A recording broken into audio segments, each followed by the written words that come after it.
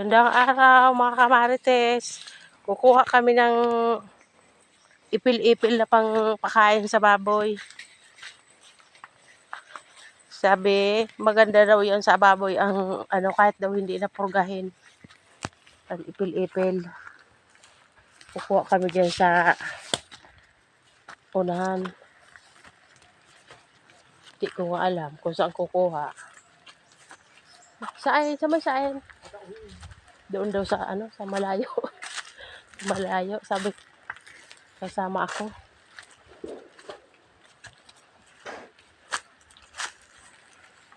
Anong oras, ma?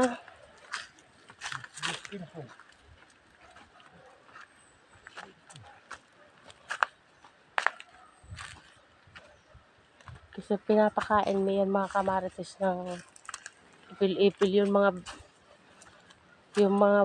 biik. Bagay hindi na yun biik.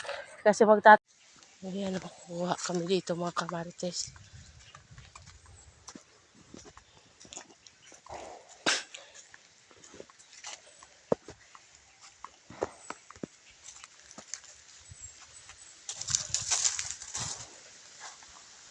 Sabi may bagyo.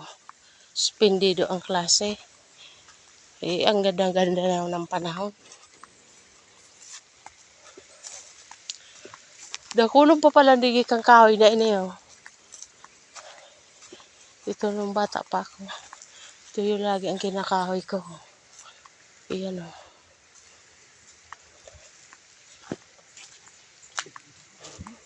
Ha? Iyan po dito.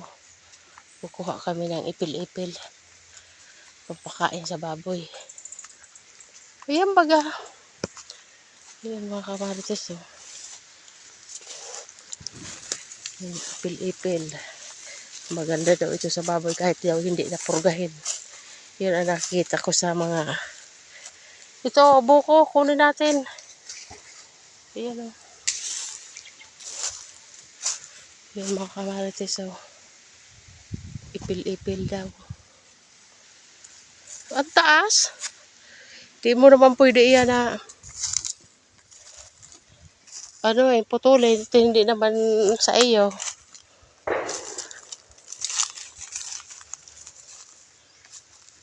Yan kamarites o. Bakun duman, igwa ito. Duman o. Yan mga kamarites o.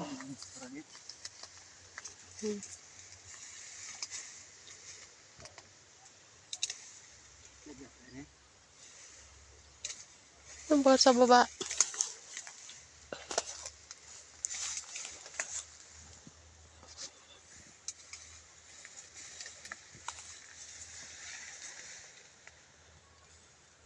Yan pala dyan, may karagumoy. Uy, sa likodan mo, mayroon pa.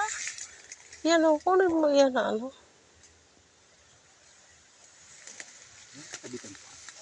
buto. Yan na kita dadaan, yan na. Yan pa o. Ito mayroon pa o. Ganyanin mo. Ha? Ayan mga kamarites o.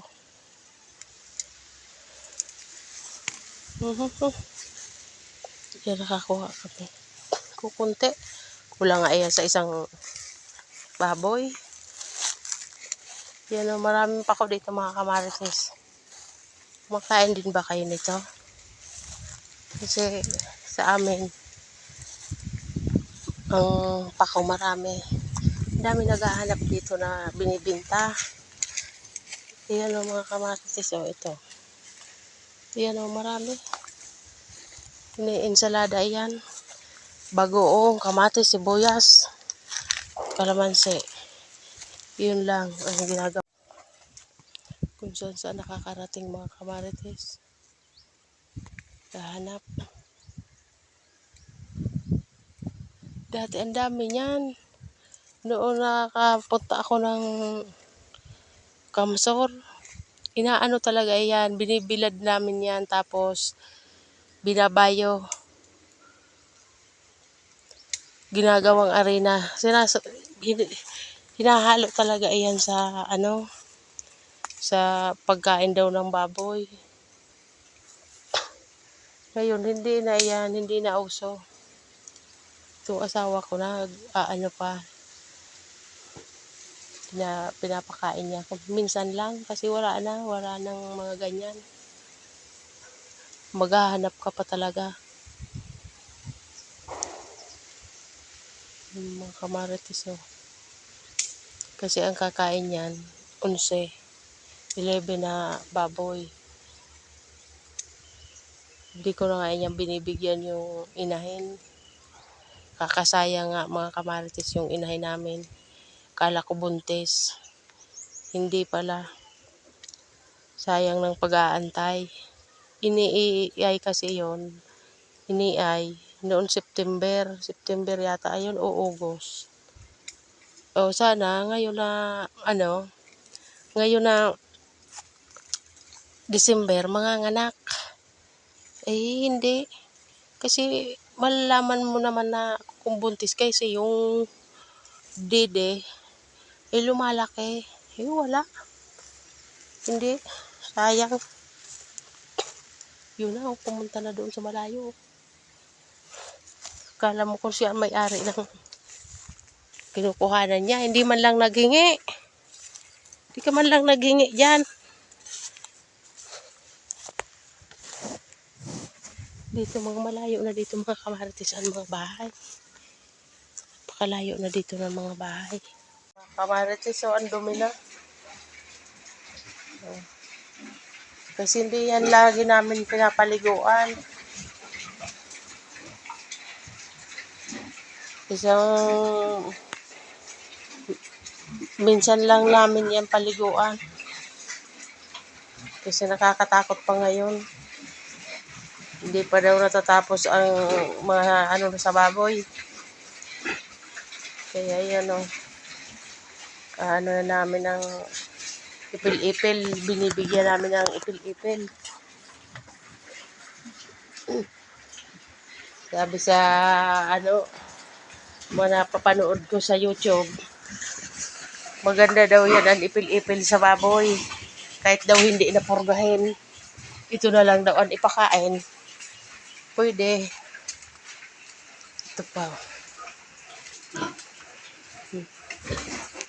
Ayan o, ang dumi na. Ayan o. Pasensya na kayo mga kamarites. Talagang hindi namin yan lagi linilinis.